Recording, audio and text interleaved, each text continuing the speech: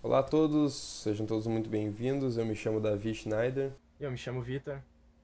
Nós somos alunos do quarto ano da Fundação Escola Técnica Liberato Salzano Vieira da Cunha e juntos nós formamos o Smart Walk, que é um projeto que visa atender crianças com paralisia cerebral. Bom, no mundo todo existem cerca de 17 milhões de pessoas com paralisia cerebral. E o número que mais chama atenção é que existem outras 350 milhões de pessoas que estão intimamente ligadas a elas, ou seja, precisando auxiliar em atividades simples do cotidiano, principalmente a locomoção. No Brasil, surgem cerca de 30 mil a 40 mil novos casos por ano. E é muito importante entender que a paralisia cerebral não é uma doença, ela é uma condição. E por isso o tratamento precisa ser iniciado o mais breve possível para dar tempo de reverter esses danos. E existem alguns aparelhos que são utilizados para isso, principalmente as órteses e os aparelhos eletroestimuladores. Mas as órteses acabam não sendo tão eficazes. Já os aparelhos eletroestimuladores, sim, têm sua eficácia, mas o custo acaba sendo muito elevado. Bom, então a partir disso a gente pensou como é que a gente pode trazer um equipamento para o mercado que não só supra as necessidades, mas que também traga notáveis melhorias ao longo do tempo. Então a gente chegou à hipótese de que sim, é possível a gente desenvolver isso com baixo custo e que não só traga melhorias agora, mas também a longo prazo. Os nossos objetivos são elaborar um equipamento que utilize a estimulação elétrica e, através disso, traga melhoria no tratamento dessas crianças e que supra as necessidades de uma órtese comum e dos outros aparelhos presentes no mercado.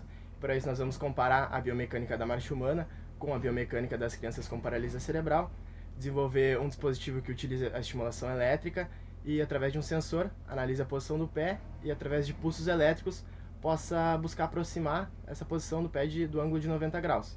E também vamos tentar reduzir o risco de quedas e lesões das crianças com paralisia cerebral e elaborar um aparelho que seja confortável, diferente das órteses.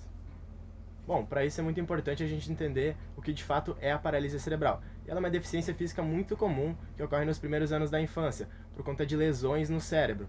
E ela pode ocorrer no período pré-natal, que é antes do nascimento, no período perinatal, que é durante o nascimento, ou um pouco depois do nascimento, que é o período pós-natal. Bom, a marcha humana nada mais é do que movimentos rítmicos e complexos que toda pessoa realiza quando vai fazer uma progressão à frente, quando vai caminhar ou correr. Ela é dividida em duas fases, a fase de apoio e a fase de balanço, e nisso consiste o ciclo da marcha. Nesse vídeo a gente consegue ver a comparação da marcha de uma criança com paralisia cerebral e da marcha utilizando o aparelho que vai conseguir auxiliar nessa caminhada. Quando ela não está utilizando o aparelho, ela precisa fazer muita força e acaba não conseguindo, por isso o pé acaba arrastando no chão. Os efeitos da corrente elétrica no corpo humano é muito importante a gente estudar para entender qual a intensidade de corrente nós vamos precisar aplicar nessas crianças. E os choques elétricos acabam danificando o corpo, e a partir de 10 miliamperes já trazem efeitos prejudiciais aos seres humanos.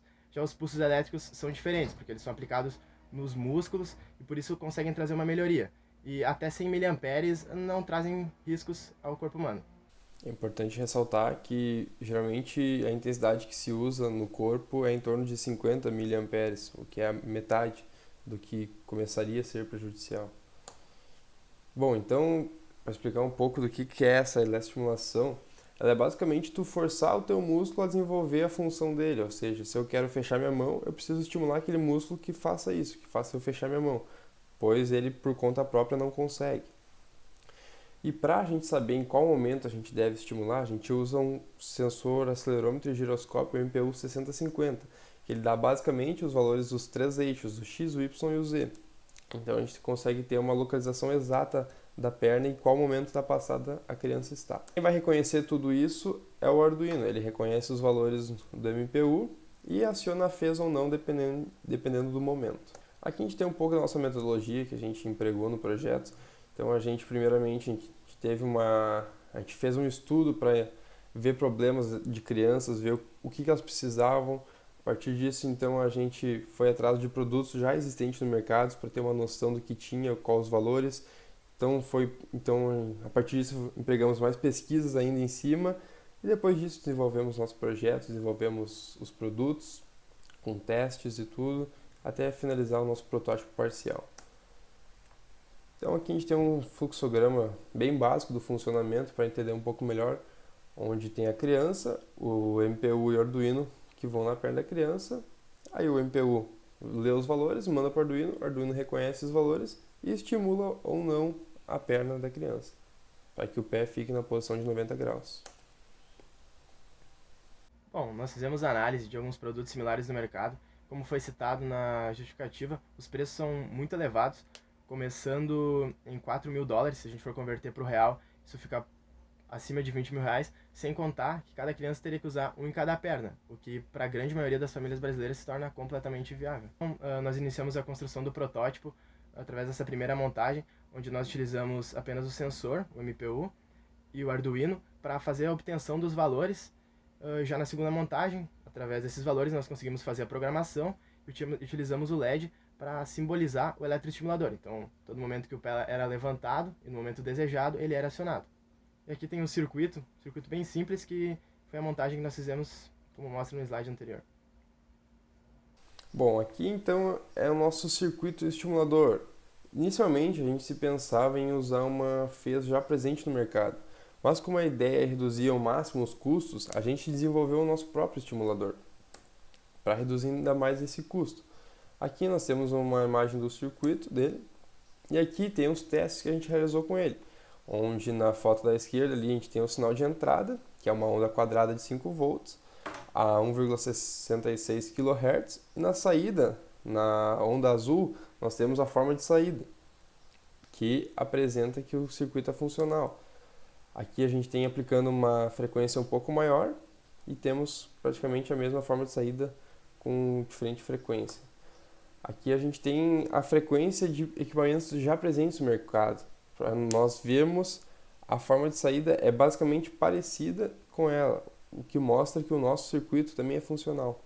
Então nós fizemos a estimativa dos custos do protótipo e chegamos a um valor um pouco mais de R$ 100, o que é um preço que nos agrada muito. Se for comparar com os aparelhos já presentes no mercado, é um valor muito abaixo e que se torna até muito acessível para as pessoas e grande parte da população. Foi um gráfico dos valores obtidos nos testes que eu realizei em casa. E aqui então tem um vídeo um dos testes, né, realizados, onde pode ver que eu realizo apenas caminhadas e analisando os valores ali na esquerda. Eu, como tive que fazer sozinho, eu gravei a minha imagem e gravei a tela para eu ter ali ideia de quais momentos e em qual momento da passada estavam os valores. Então, basicamente, isso aqui é o nosso protótipo parcial. A gente tem na esquerda o sensor e o Arduino, na direita o aparelho eletroestimulador, que ainda está sob testes. Nós pretendemos imprimir uma placa de circuito impresso isso ao longo dos dias agora. Então, aqui é eu realizando os testes com o segundo protótipo, onde tem o LED. Então, pode-se observar que quando minha perna está no momento mais alto, o LED acende, que seria basicamente a estimulação funcionando. Aqui então temos o protótipo final do projeto, né, que ainda é uma modelagem 3D que vai ser impressa. A placa verde representa ali o estimulador, o Arduino, o MPU, uma bateria e um interruptor para ligar e desligar. Então aqui temos as outras vistas, ele fechado pela frente. Ele tem as saídas para os eletrodos e a entrada do Arduino. Bom, então, como o David disse, para a gente desenvolver esse produto, nós temos ainda alguns passos que queremos melhorar.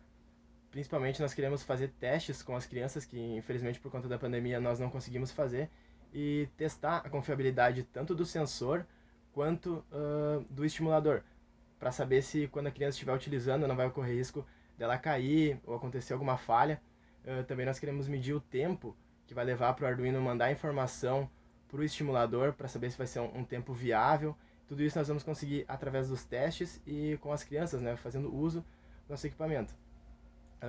Nós também queremos, após elas fazerem esses testes, aplicar questionário para saber se o uso foi bom para elas, se ajudou de alguma forma, e também, uma etapa mais adiante, buscar controlar esses parâmetros através do celular, para ter mais facilidade no manuseio.